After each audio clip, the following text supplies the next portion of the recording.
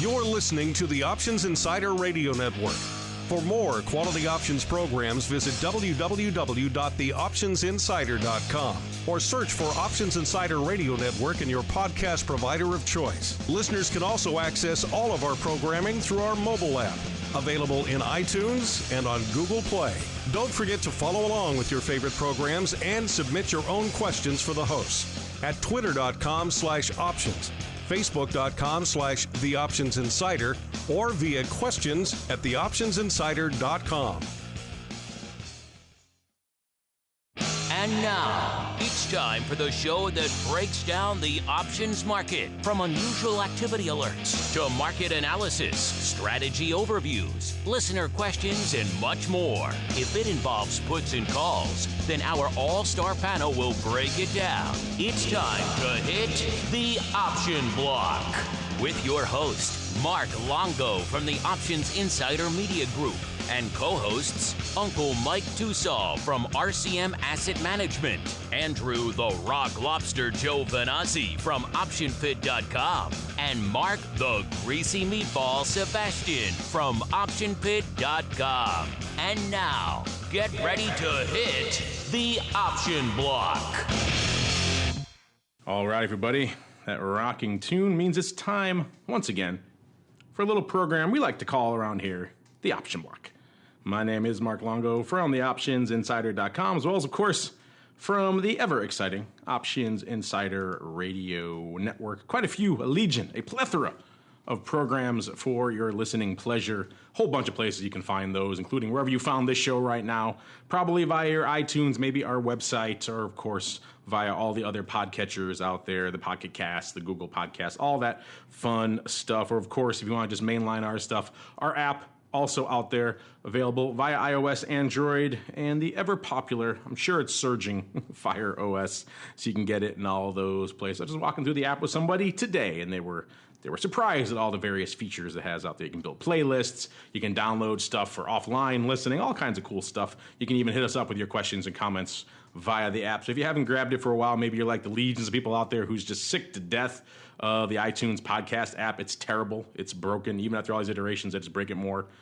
Just grab ours if it makes it a lot easier for you. And of course, you can always join us live every Monday and Thursday, 3 p.m. Central, 4 p.m. Eastern, via Mixlr, MIXLR, where you too can see how the sausage is made live, chime in with your questions and comments.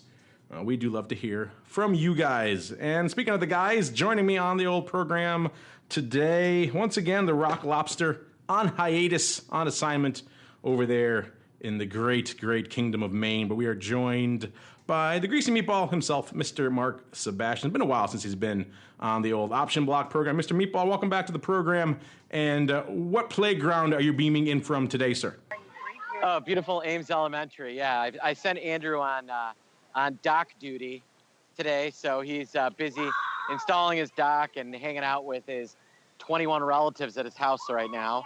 So I'm picking up the slack today. So you guys are blessed with my presence, and that is my present to you, my folks. Well, there you go. A fine present indeed. The myriad things that call the Rock Lobster away: dock duty, lobster fishing, fishing in general, ice rink maintenance. So many things that just don't come under my bailiwick whatsoever. But I'm glad Mr. Rock Lobster is out there to do them. And also joining us a little bit farther from the studios here in lovely downtown Chicago today. Beautiful day down here today. But it's always a beautiful day out there in St. Charles, where we are joined by Uncle Mike Tussaw from RCM Wealth Advisors. Uncle Mike, welcome back to the program to you as well.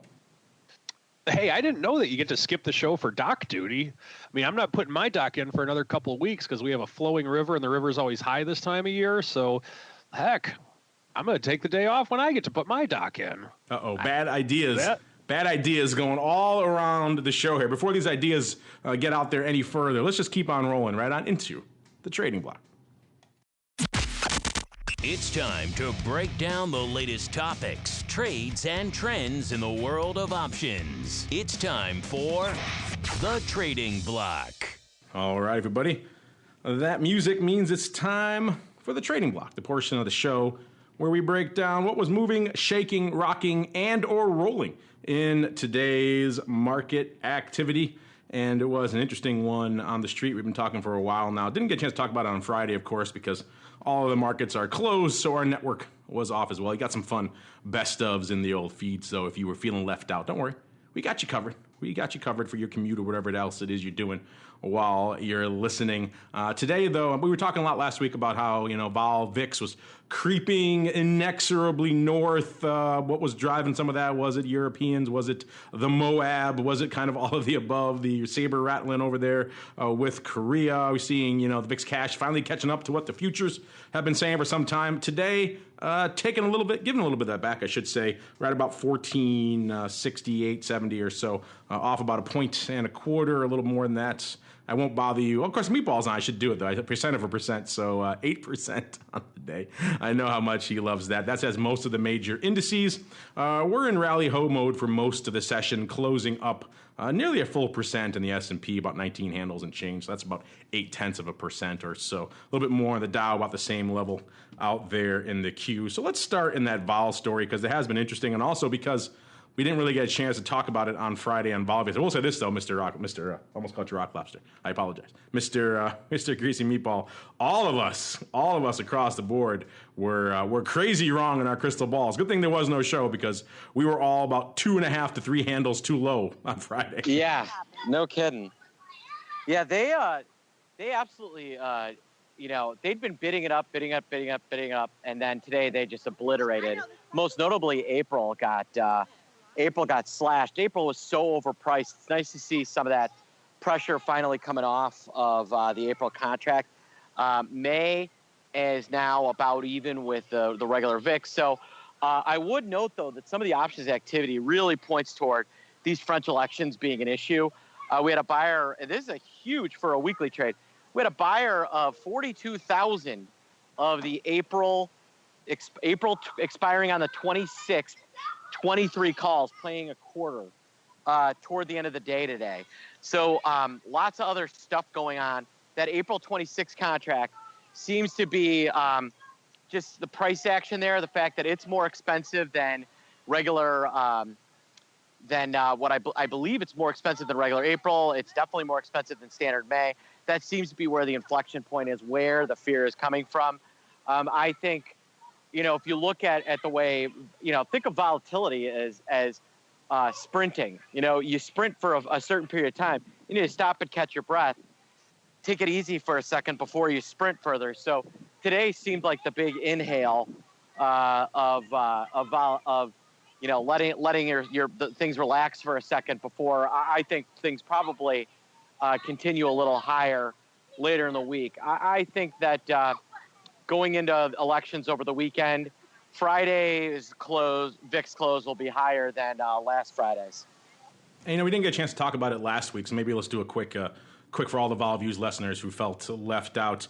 We didn't get a chance really to pontificate too much on why we thought it was kind of creeping ever so aggressively north. I mean, obviously, the futures have been there for some time, so the cash kind of catching up. Not exactly a huge surprise, but the reason and the speed of it, or perhaps lack thereof, or maybe caught some people by surprise. What were you feeling in that department? Were you, like a lot of people, lumping it all in there together with the impending developments in Europe? Of course, we had the Moab last week. We got the North Korean saber-rattling carrier groups heading off there. A lot of things driving. What do you think was driving the cash to finally play catch-up last week? I think that it was probably, I would say, a little bit North Korea and geopolitical stuff, and a lot of it France. That's why we saw vol come off today, but not nearly as much as if it had just been fears over North Korea. So I think it's a little less geopolitical. Some of that piece came off, but I think that the emergence of the left-wing guy, Mélenchon is his name. If Le Pen scares you, an outright communist being tied with the centrist and the right-winger has to be extremely disconcerting to European markets. I'd also note that European markets were closed today. So another reason why maybe vol came off is that European markets weren't open to continuing to be afraid of the elections. So if any good has come out of what's going on is that this communist guy has scared markets that so much that Marine Le Pen winning might actually be seen as a victory at this point. There you go. That's like the old school. We're back in the 40s again, debating the rise of communism there in the far shores of Europe. Excellent pronunciation. Between that and Mnuchin, you're getting your pronunciations now. Certainly getting a workout on the pronunciation front these days. Let's go to an easier name to say, Tusaw, as in Uncle Mike. Uncle Mike, what was catching your eye in today's activity, sir? Oh, a couple things. I mean, I think this week, going into this past weekend, it could have been really bad with a lot of things that could have happened with the Moab, with the French election. And then not sure if you saw this also, but in Turkey, they had a referendum to where they voted in a dictator, basically. One guy is in control of Turkey from what it looks like. I don't know if it's going to be, he's declaring victory. So I'm not sure if that's a total done deal yet or not. Haven't looked at the news in a few hours, but that's another thing that's going on. I mean, I actually got very tightly hedged over the weekend, and I typically prefer not to go into long weekends, but I was pretty tightly hedged. And with that, obviously, I was wrong to be tightly hedged, but I'd still do it again going into the type of weekend with which we had. But with that being said, today was kind of a mixed market in that there was, in addition to what Mark was talking about on the VIX, we had kind of a split ticket throughout the sectors. Because if you look at it, most of the sector, the thing that really drove the market today, in my humble opinion, would be that of financials. Financials are a very large sector within the market, and that was probably one of the bigger drivers. Energy was actually relatively flat today, looking at XLE. Oil was down, natural gas was down. So we had kind of a mixture. To kind of add to Mark's analogy also with my beloved precious metals, they had to take a kind of a breather today. They've been doing a lot of wind sprints and gassers lately, and they needed to rest. They needed to get some water. And now in the wimpier era we're in the football world right now, maybe they deserve it, because back in my day, we didn't get water, by gosh. So that's what's going on today. The only real the other thing of note, IBB, the pharmaceuticals, were pretty much totally flat on the day. So something that's a little bit of a head scratcher. But once again, I think financials were one of the big drivers of the market today. Got an interesting note here from one of my producers here during the show that in addition to a great name, we can also thank Stephen Mnuchin for producing the Suicide Squad movie, amongst other things. I guess quite the active Hollywood producer. Suicide Squad, American Sniper, Mad Max Fury Road, and even Avatar way back in the day. You know how these producing credits work. Usually if you can help line up some money, you get a nice producing credit, and I'm sure that's where his contribution came in as opposed to on the creative side. But still, there you go. So if you liked or probably didn't like Suicide Squad, you can blame Mr. Mnuchin for that. Let's get on to the heart of the business today. I know a lot of you guys are paying attention, waiting with bated breath for some. Finally got some nice earnings to sink our teeth into today, which is nice. You know, we're talking macro, the rise of communism, Moabs, all that stuff. But nice to kind of look domestic and sink our teeth into a nice will they, won't they kind of thing like earnings. Let's kick things off with the appropriately named, at least by us, Widowmaker. Yes, indeed. It is Netflix time. Netflix coming off after the bell today. They closed right around about 147 and change, 147 and a quarter or so. This thing was moving pretty good today, up about 2.5%. It actually closed up about 3% on the day. So nice little rally ho mode out here in Netflix. They were pricing in about $12. That works out to about 8% out there in Netflix land. And this thing was writing it up today. They do about 85,000 contracts a day, doing about 3x that, a little more actually, looks like about 285,000, actually just ticked over. The number's still ticking in on my platform here. 285,000 contracts today, lighting it up. No real clear direction on the paper there overall, about 1.3 to 1 puts over calls. So a slight put bias overall, but not a heck of a lot driving it out there. And looking here in the after hours, like I said, they're pricing in about $12, so about 8%. The Widowmaker called that for a reason, because it has been known to post some shall we say, widow-making type moves in the after hours, probably most infamously back a few years ago when they decided to completely change their branding and their name, and everyone was just left with their mouths dropped open as to what the hell is going on over there. It seemed like a rudderless ship. Stock got clipped quite appropriately.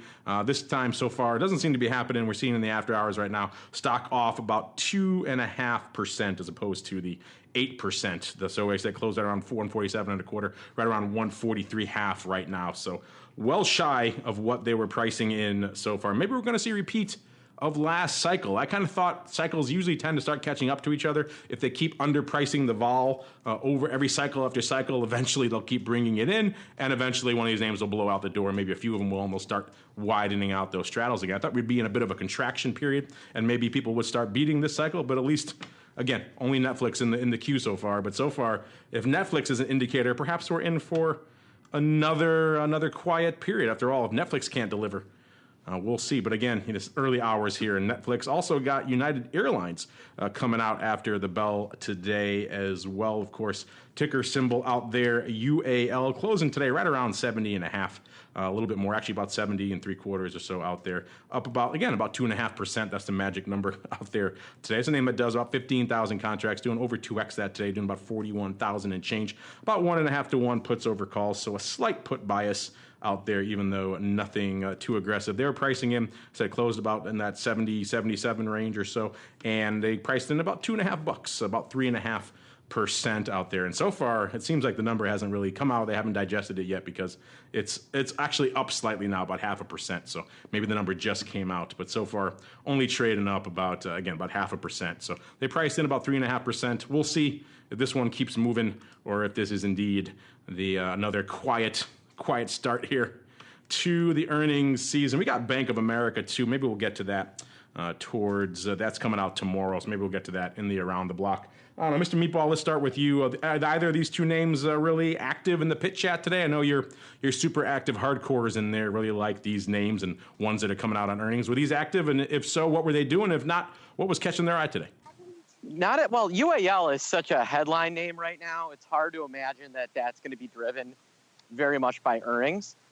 I mean, they yeah, they've got a PR problem more than an earnings problem. I'm not sure what you're referring to, sir. Yeah, no, I know. Well, then Netflix, yeah, that's one we look at a lot, but that is such a coin flip stock. In our chats, we like to look at earnings, but a lot of times what we like to look at is like, what does stuff look like after earnings? So, for instance, like Palo Alto Networks had earnings last week, and they absolutely got buried on their earnings. And with that, they totally just took down volatility. We've seen a couple of names like that. Lululemon, L Brands, a lot of these names. I love looking for names that make an outsized move, and then the world just assumes, oh, look, they made an outsized move. Guess they're done moving. They're almost never done moving. And that's when options can get completely underpriced, and it can be an excellent opportunity to go in and find a decent trade. And that's typically the way we'll set up different trades.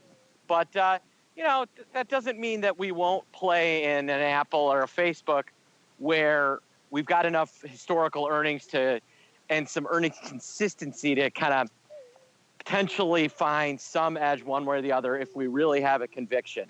So like Apple's earnings last quarter, volatility was at a historic low. Leading into that earnings, we were like, all right, well, I mean, what's the worst that's going to happen? So we ended up doing a little strangle trade, and it worked out.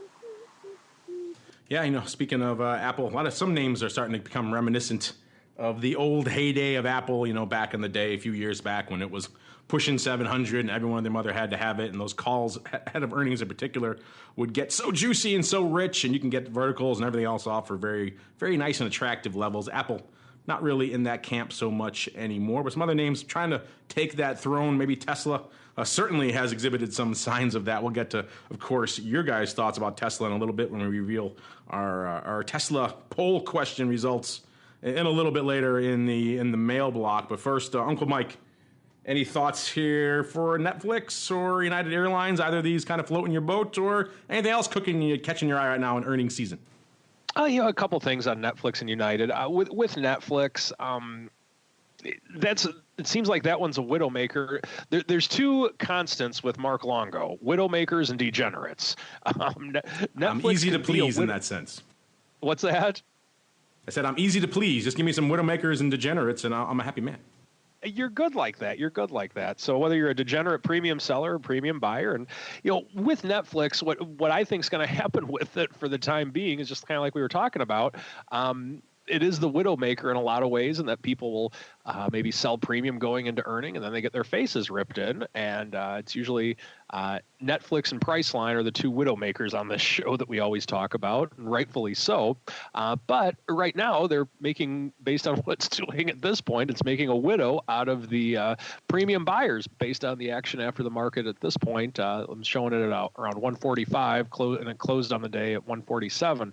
So, going into earnings, if you're trying to trade and guess what the earnings are, folks, I want to emphasize that I personally, if I were to trade earnings, which I don't, I think you need to pick a side and just buy a call spread or buy a put spread. Just pick a side and do something with it, because it's very difficult. It's a very big guessing game to try and beat the straddle with it.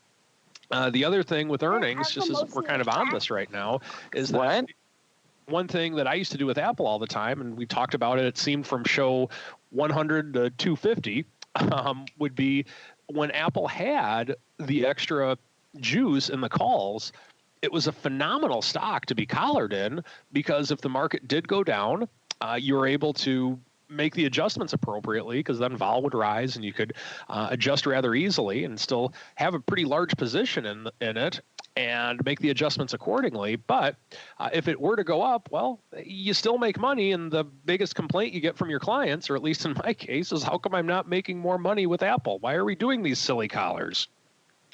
And then you point to the times that you don't make money, and then everyone's happy. So the other thing with earnings is that, we're going to talk about Tesla in a little bit, and I haven't really studied Tesla very closely, but what I would encourage you to do, if you are looking to do something with earnings or want to take advantage of something, if Tesla is starting to have the reminiscent Apple extra call skew, that's something that's very tradable and something that can be very lucrative, as Apple was for me a couple years ago, with what you're looking to do.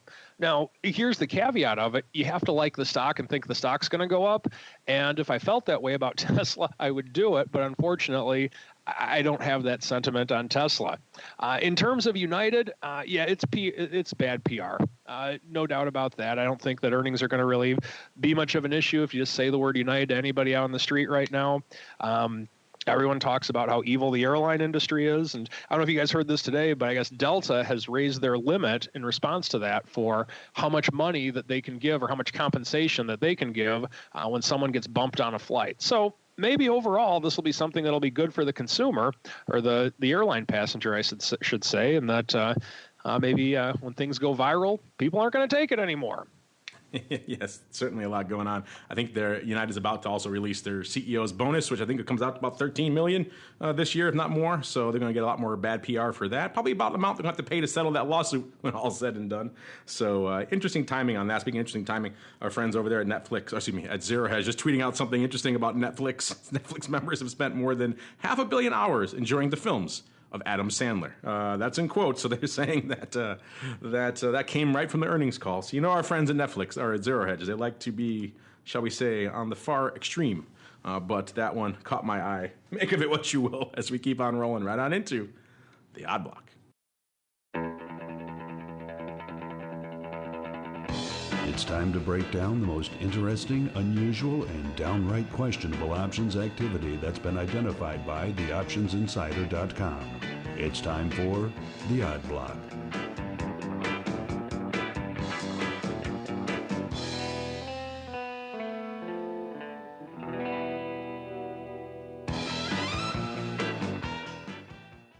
All right, everybody, welcome to the Odd Block. Like the man said, this is the portion of the show where we break down the weird, the wild, the whimsical, the sometimes just downright strange paper that we're seeing lighten up our tape today. Going to kick things off in the lands of Thor. No, not in the Marvel movies or Mjolnir, even though that would be cool. But no, we're at Thor Industries instead. They've been on a few times in the past. If you're not familiar with them, they are a manufacturer of recreational vehicles. So kind of appropriately named. I'm sure they have a Mjolnir vehicle. I'm not familiar with their product line, but if they don't, that is indeed a crying shame. This is the name that closed today, $90.58, up about 1.3%, a little over a buck. Again, ticker symbol THO, if you're not familiar with them, THO. Again, and this is the name that does just a tick under 2,000 contracts a day, about 1,900 and change.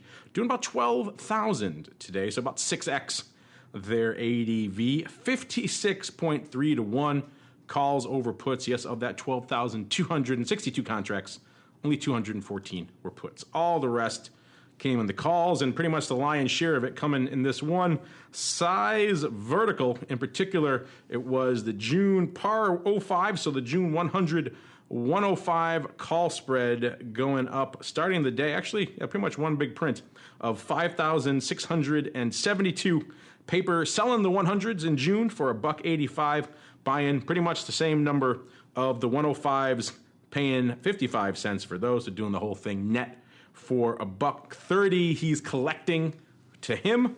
Interesting stuff here. We dug around a little bit, did not see any stock or anything else along those lines. There is some size open interest to make note of here. It's on the 05s though. It's about 9,500 on the 05s. So there is a potential, perhaps, that our friend is rolling down to a more relevant strike, but doesn't really seem that way. Again, no stock or anything else coming along these lines. Looks like someone really kind of just, once again, trying to collect some yield in this relatively low yield environment, and also looking to mitigate some of his risk on the upside. Can't really fault a man for doing that. This name, Tho, has kind of been all over the place over the past year, dipping as low as around the 60 handle back in June of last year, getting as high as it looks like about 115 or so, almost 116 back in March. So just a few weeks ago, hitting about 115, and of course had earnings since then. It seems like the market not liking what it was seeing out there, clipped their wings a little bit, closing today 90.58. So our friend here feels a little comfortable, at least, in selling this 100 strike all the way out to June. So given recent price action, that isn't too far out or too far out of the money. But our friend here certainly comfortable getting his $1.30 to do just that. Mr. Greasy Meatball, kick us off, sir. What do you think of our friend here doing the old yield play here in Thor? Yeah, I mean, that's exactly what it was. It looks like it was a call spread seller. The stock's made a nice move. But the guy's making basically a bet that it's going to stay. It's not going to move another 10% between now and middle of June. That's a relatively safe bet. He's making decent income, limited risk, and for 55 cents less, the guy limits his upside risk to 370 instead of unlimited. Totally worth it. Could also maybe be like an alternate overlay play, sell a call spread against a long stock position as opposed to straight calls, but doubtful. It's just looks like your standard credit spread seller, and he's probably going to be happy. Yeah, looks fairly good. Again, we can't fault the guy too much. You see some people coming out here and just blasting out high risk, not hedging it, and doing it for like a nickel or 8 cents. So he's getting a decent amount of premium. He's doing it in a risk mitigated fashion. You can't really fault the guy too much here. Moving on to our next name, our next victim here in the old odd block. This is another one we talked about a few times. It's been a little while though since we checked in on them. Getting over back into the tech side of the space with Texas Instruments. Yes, those makers of those big graphing calculators you probably loved or loathed when you were a kid in geometry class and trig class. Yeah, they're still around. Texas Instruments, ticker symbol TXN, making a lot of other cool stuff these days. $78.72, up about 1% or so on the day. This is the name that does, about 9,000 contracts a day, doing about 14,000 today, about 7 to 1 calls over puts. So pretty heavy call buyers. And if you dig through the chain, you'll see for yourself one big print pretty much just lighting it up out here in July. It was the July 77 halves.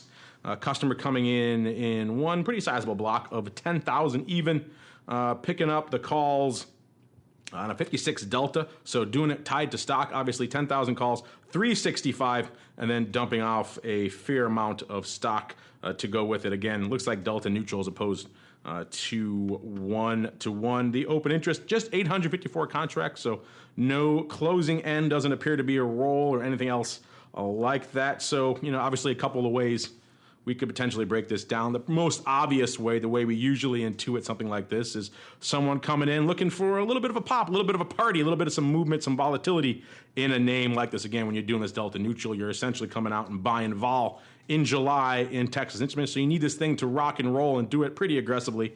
And you're putting a lot of money where your mouth is that exact thing is going to happen. I know we've talked a little bit in the past too, a less probable option, but it also is probable as well that, of course, they could be perhaps swapping some stock for some calls, deciding, hey, the capital efficiency, the leverage, free up some capital in the old account, get rid of this underlying that's dragging us down here like the proverbial albatross here. This name has kind of been all over the place over the past year, getting as low as about 56 and change, and as high just a few weeks ago, actually, about 82.5 or so. So this name has had a good range over the past year. And our friend here, if he is indeed doing option one, which is buying himself some vol, then he's expecting this thing to continue rocking and rolling into the near future. It doesn't have to go up or down in particular. It's just got to get away from here, and that's kind of what he's betting. Mr.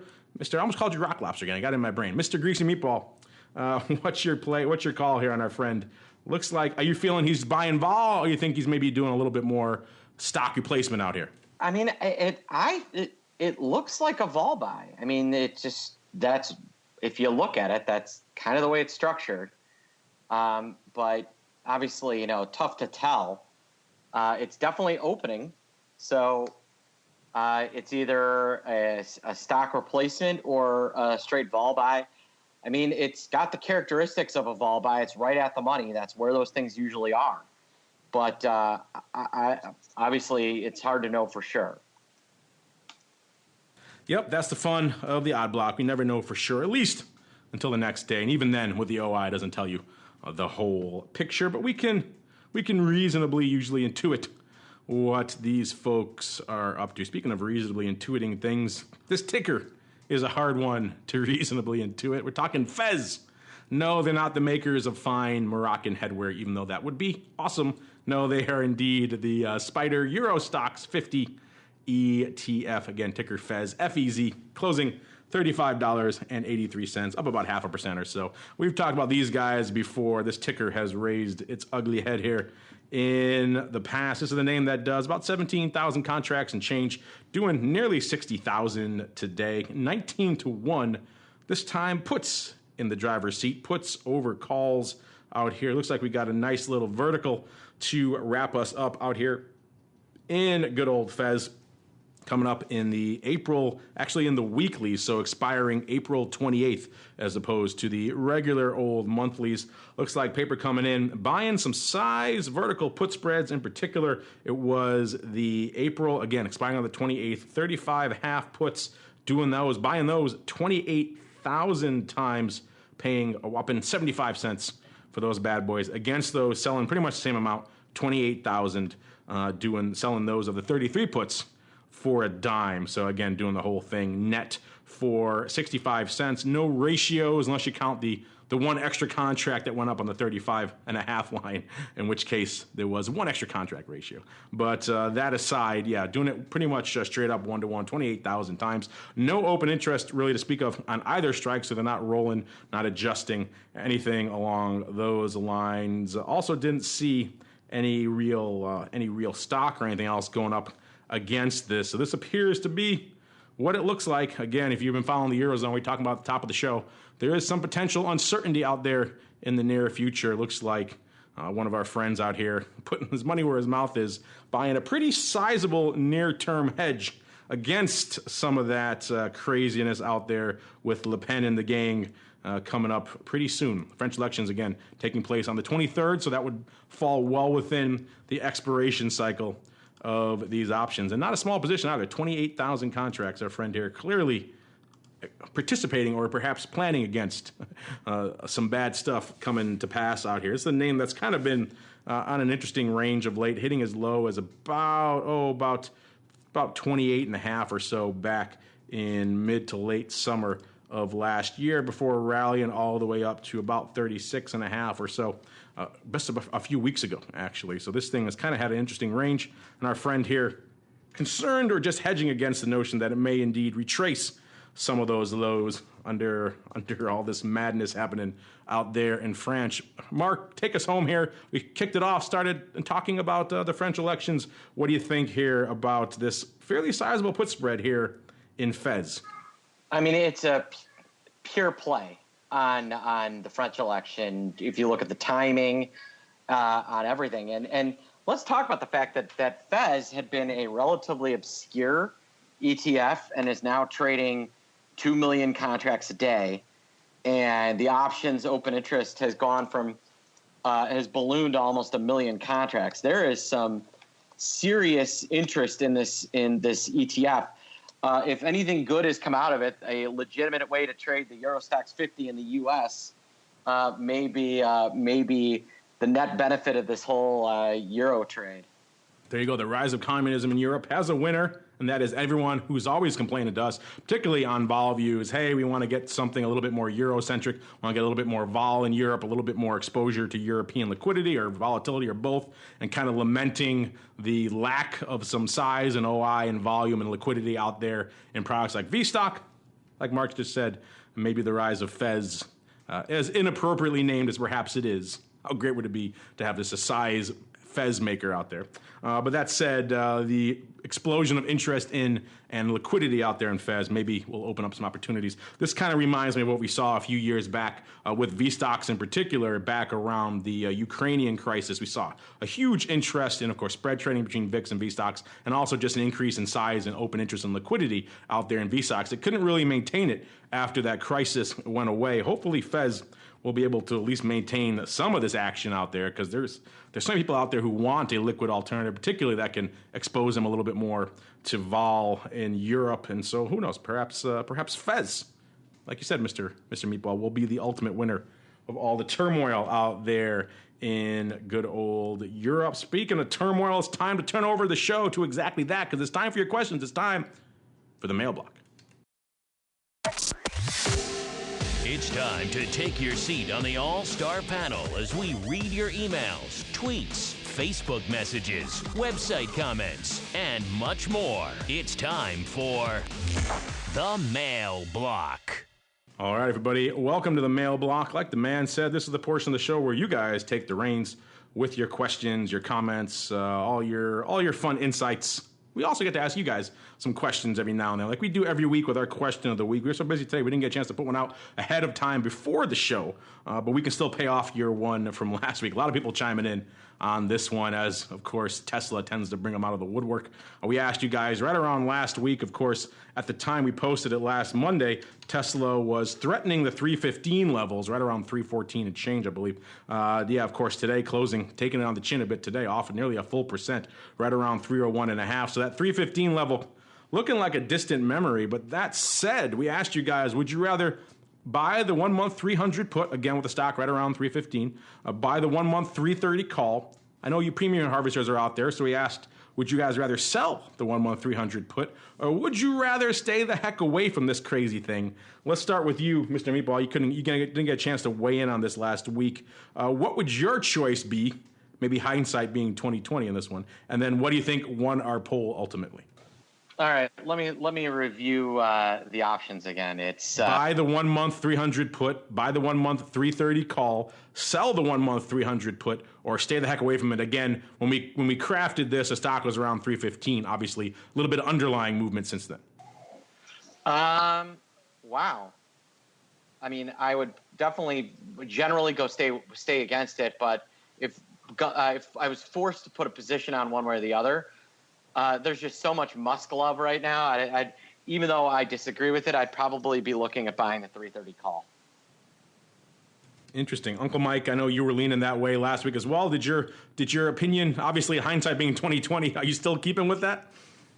Why not? If I'm gonna be a bull, I'm gonna be a bull, by gosh. So let's go with it. And let's ride Musk to the moon. Ride Musk to the moon. I like it. Staying with your bullish predictions, regardless of what happened in the stock. And yeah, this one was actually, I thought there would be much more unanimity of opinion out there. I thought maybe our premium harvesters would come out to bear. They like to sink their teeth into Tesla. Those puts are usually fairly juicy. Either that, or I thought maybe people would just stay the heck away from Dodge. It was actually pretty even across the board, with just a slight victory at the end. Again, a lot of people coming in, chiming in on this one, saying 32%, saying they're going to stay the heck away from it, followed with a tie, 25% each for buying the 1 month 330 call and selling the 1 month 300 put. The only one that really seemed to be threatening to look pretty good, actually, for a while there, buying that 1 month 300 put, actually didn't turn out to be to work out fairly well. I don't think let's see if it broke 300. It did. It got down as low as 295. So actually buying that 1 month 300 put actually could have worked out, but that one actually losing our poll this last peak, which is kind of been. Stay tuned for our new one coming out in a little bit. We just haven't had a chance to post it ahead of the show. Again, add options for you guys to play along in the home game. We got another one here. And Mark, I don't think you were on the show. I think this was a couple of weeks ago. We had a question from a listener about his vertical put spread, gone bad.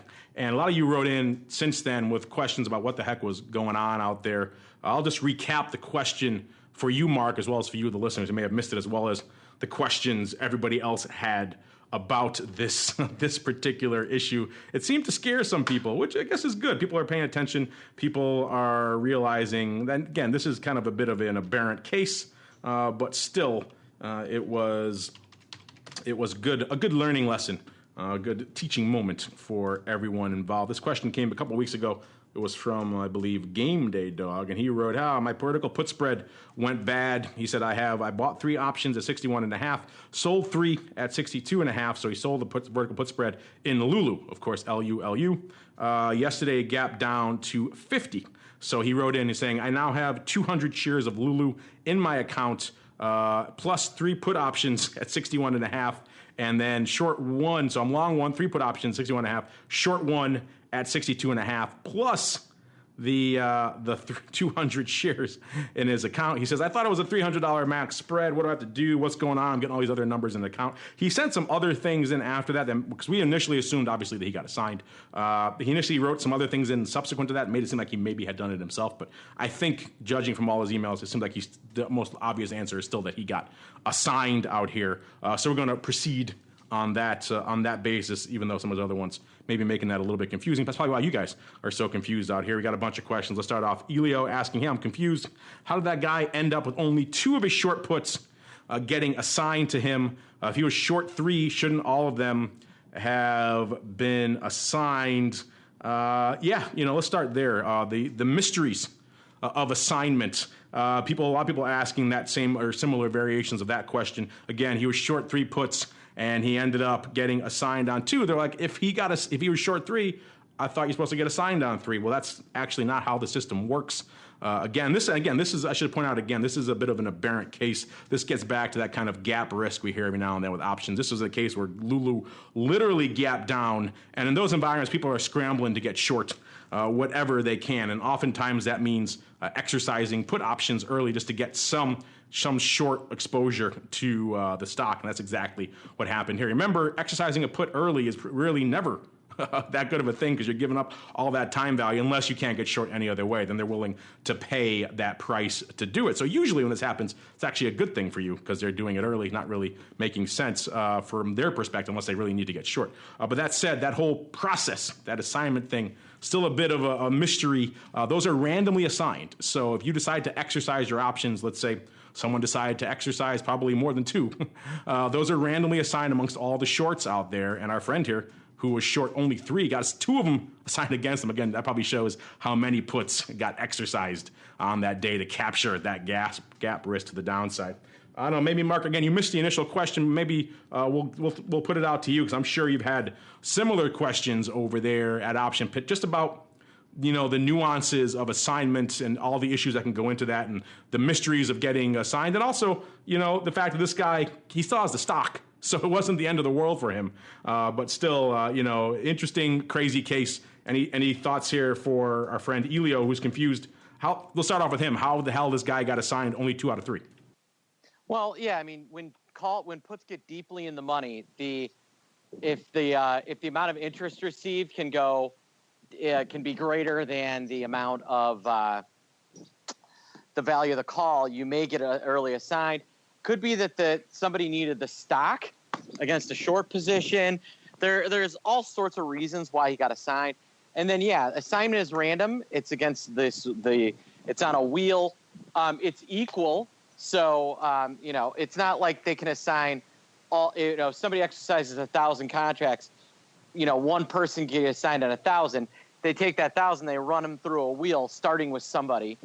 And so, my guess is that a lot of contracts got exercised by one big customer that was open, and he got picked up on a few hundred of those, or on his 2 of his 3. So my guess is a big chunk of the open interest got assigned that day, not just his contracts. Now, the good news for him, because he's got those deep in the money puts, if he wants to get rid of his stock position, not that difficult, right? All he has to do is exercise a couple of puts, or better yet, unwind his long position and simply sell it. And then, it's just the way it is. Net, he doesn't have much of a delta. So, it's not as big of a problem other than the margin piece as, he might have perceived. But, that's my best interpretation. I don't know. What is that kind of what you were thinking? Yeah, that's what we ended up saying to him. It looks scary because all of a sudden you have this extra column in your account with your stock and your stock capital and the margin required for the stock and everything else. Like there's something that he wasn't obviously planning on when he went in and opened up his brokerage account that day. But net, he was still covered with the puts. So we did kind of assure, as long as he didn't do something crazy like start unwinding it by pieces, and leaving other parts short. I mean, he had those puts covering his stock.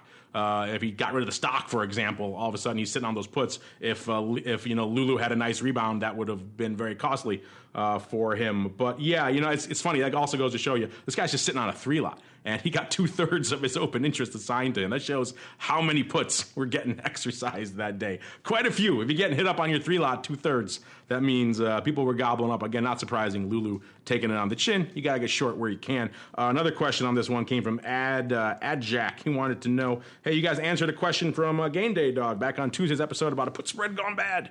That's the title for this. Put spread gone bad. Didn't go that bad. It just was scary, I think, and maybe a little disconcerting. Is this a reason not to trade spreads? If these sort of complications can pop up, I think I'd rather stick with stock. Thank you. Well, Uncle Mike, this is an unfortunate conclusion to draw here. Obviously it was complicated. You had to know what the heck was going on.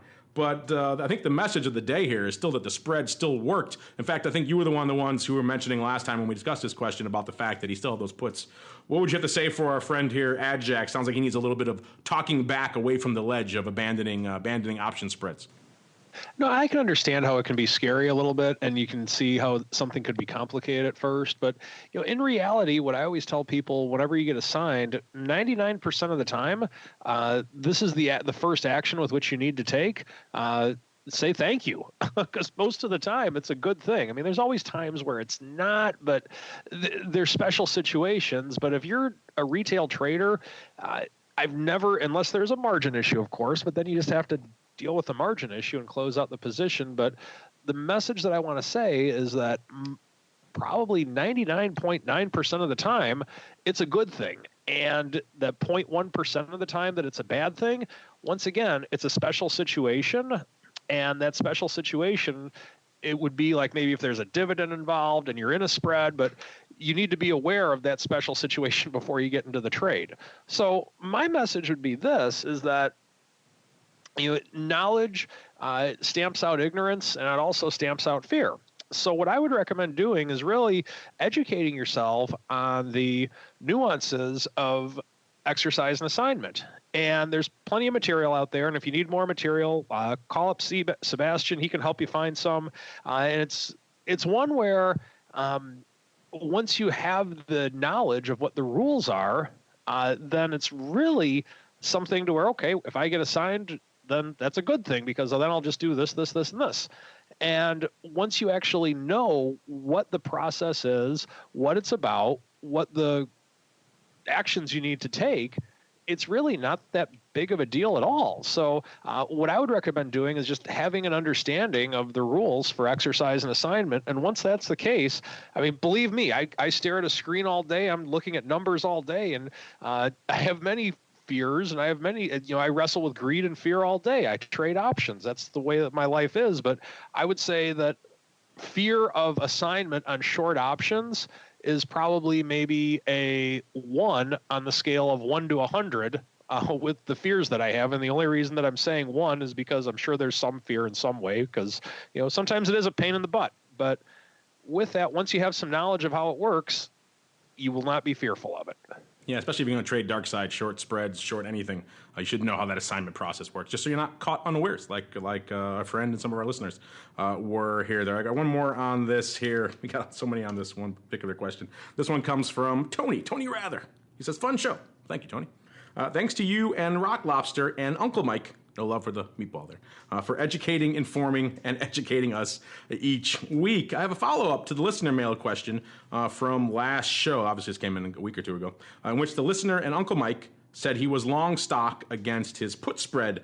They both said his stock would expire after 7 days, but stock doesn't have an expiration date. Please clarify, as I'm obviously missing something. Again, this goes back to that put spread trade. We said he was... What was the numbers here? Yeah, he had the short the spread 62.5, 61.5, so a $1 spread, short it 3 times. The stock gap down well through his strikes there, about 12 or so handles since then. And then, of course, he got the 200 shares of stock in his account. And we did say on the show, yeah, the stock doesn't go away by itself.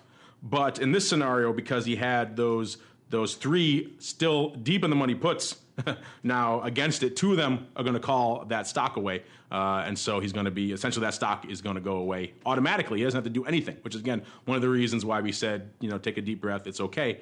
He has those deep in the money puts against that. So if he did nothing else and he just sat there and the stock just sat there, which it pretty much kind of did. It hasn't really had a big gap up since then.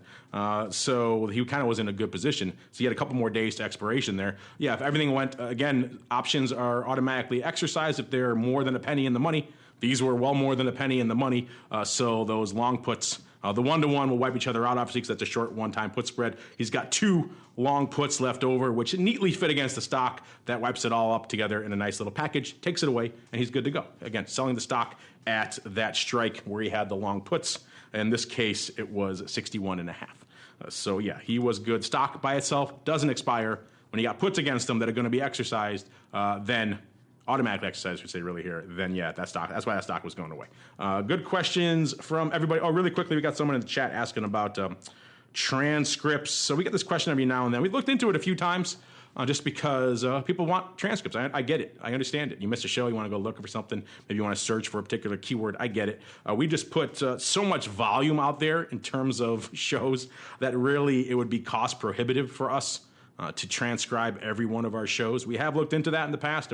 If we can find a cost-effective and accurate, that's the other thing. A lot of these ones they're expensive and they're kind of hit and miss in terms of accuracy. So we don't want to put inaccurate transcripts out there and pay a ton of money to do it. So that's one of the reasons why we haven't really bit the bullet and gone full transcript yet. We might in the future. Again, if we can find a cost-effective and accurate way to do it, we would like to get that out there for you. Just right now, we haven't. I mean, there's some technological solutions out there that are relatively inexpensive, but again, accuracy there is a bit of an issue. So trying to find that middle ground. If you have suggestions, if you're interested and want a transcript, have suggestions for us, hit us up. We would love to hear from you guys. Meanwhile, though, we got to keep rolling with the show. It's time for Around the Block.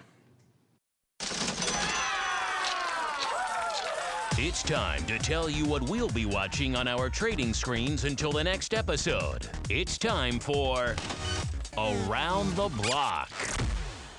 All right, everybody, welcome to Around the Block. This is indeed the portion of the program where we tell you what we're watching for the rest of this week. I did mention at the top of the show there we're going to break down Bank of America. Let's do that really quickly. They are coming out before the bell tomorrow, so hopefully you got on what you wanted with them because kind of done now. Closing today, 22.81, up about a half a buck or a little over 2%. They average about 430,000 contracts a day, so a bit of a mover and a shaker out there, as you already knew.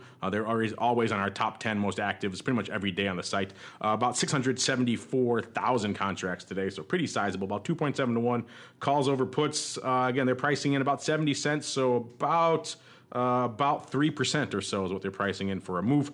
Again, hopefully you guys got something on, because if you didn't, you already missed. Oh, let's do a quick check-in again of the names you already looked at as well. United Airlines closing up right now, or trading up right now, right around 1%. They were pricing in, if I could pull it up really quickly, they were pricing in about 3.5%. So again, a bit underwhelming there. And good old Netflix off about a little bit shy of, it was off about 3%, now pretty much unched, which is crazy town. It's not going to stay there, we know that. But still, if that's the case, this is one of the more reliable premium sales we've seen out in, actually right now it is literally unched, which is crazy, I think is the technical term. I can't remember the last time we saw Netflix be so kind to the premium sellers out there. We'll see if that's the case when it opens up tomorrow. Interesting stuff. That said, let's go back to the meatball. What are you watching for the rest of this week, sir? I am watching earnings.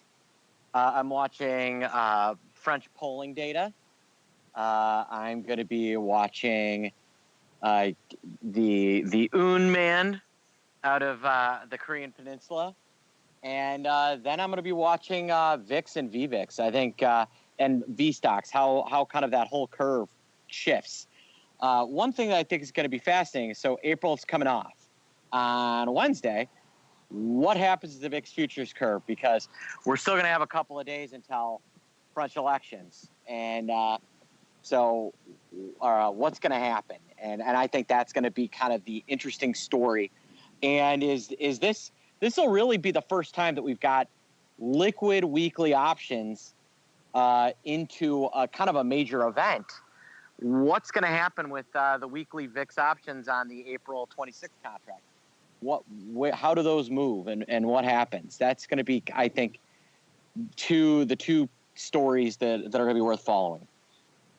If you wanted to watch VVIX, we wouldn't hold that against you either. It's also a useful thing out there. All right, and Uncle Mike, what are you watching for the rest of this week, sir, aside from all of your D. Snyder love? Of course, D. Snyder, the singer of the song Widowmaker. I want to see if this is a dip. I think tomorrow's going to be a key day for us, in that we had a down week last week, and markets bounced back today, and I want to see if we're going to have any follow-through today. I still think there's potential for a lot of things to happen with, just to add to what Mark said, the French elections, what's going on in Turkey with Trump saying North Korea needs to behave themselves, I think is what his term was. So there's a lot of potential for a lot of things to happen this week. But oftentimes whenever we're in that situation, nothing happens, and then markets move smoothly. So definitely I'm still a bull, as I always am, but just keeping the finger a tiny bit closer to the button this week.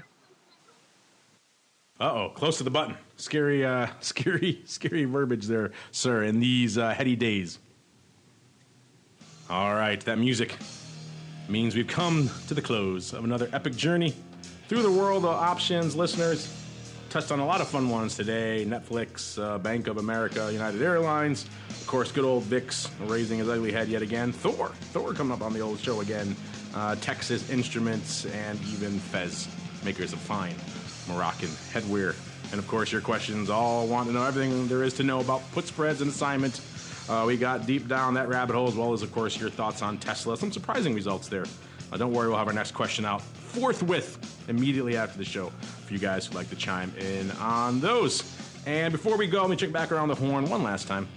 My cohorts, my partners in crime, see what they're cooking up. Well, let's start once more with the meatball. What is cooking in the land of all things option pit? We've got our next Saturday class coming up on May 6th.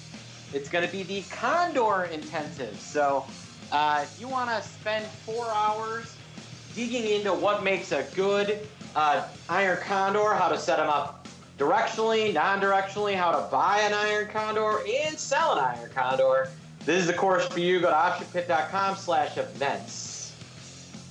Would I be right in saying it's also the masterclass for condors? Can I say that? It's not a masterclass. It's an intensive. I just like saying masterclass. It's a 4-hour so much intensive. We are going to have a masterclass coming up. That's going to be on income trading. But this is going to be an intensive, not a masterclass. Okay, I just like saying masterclass. It sounds so good. Masterpiece Theater, the masterclass of Iron Condors. All right, check it out over there, optionpit.com. And Mr. Uncle Mike, what is cooking in the land of all things RCM alt/futures/wealth advisors/MISC? Hey, we have relationships with 3 different brokers. If you are looking to possibly save money on your commissions, which most people do when they come over to us, and you'd like to be able to call and ask for advice at times, and as if life couldn't possibly get any better, you would like 1 totally free hour with Andrew the Rock Lobster to talk to him about whatever you'd like along the topics of VIX term structure, trading the VIX, or as we even said last week, chainsaw maintenance. And now I'm even going to add, without his permission, how to put in a dock in the state of Maine. Give me a call, 312-212-3531, or shoot me an email at mtosaw@rcmfs.com to find out more information. There you go. You too can get the benefit of his low rates, or maybe you want Uncle Mike to roll some puts for you, babysit your positions while you're sleeping like a baby at night. He can do that too. Or if indeed you want a one-on-one 1 hour with the Rock Lobster completely free, you can do that too. Hit him up over there, M2Saw@RCMFS, to learn more. And on behalf of Uncle Mike and the Meatball and even the Rock Lobster, let's throw him in there too since we invoked him, and indeed myself, I want to thank all of you out there in the listening audience for downloading and streaming and subscribing to the show. And of course, for tuning in live. We love you guys too. And we'll see you on Thursday right back here for more The Option Block.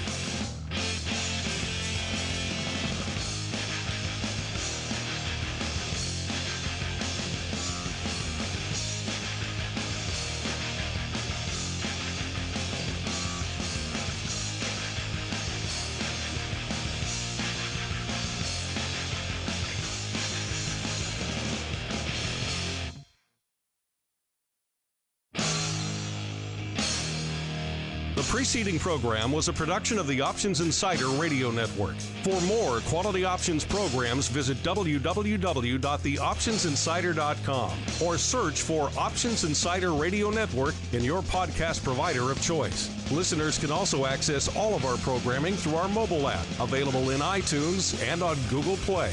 Don't forget to follow along with your favorite programs and submit your own questions for the hosts at twitter.com/options, facebook.com/theoptionsinsider, or via questions@theoptionsinsider.com.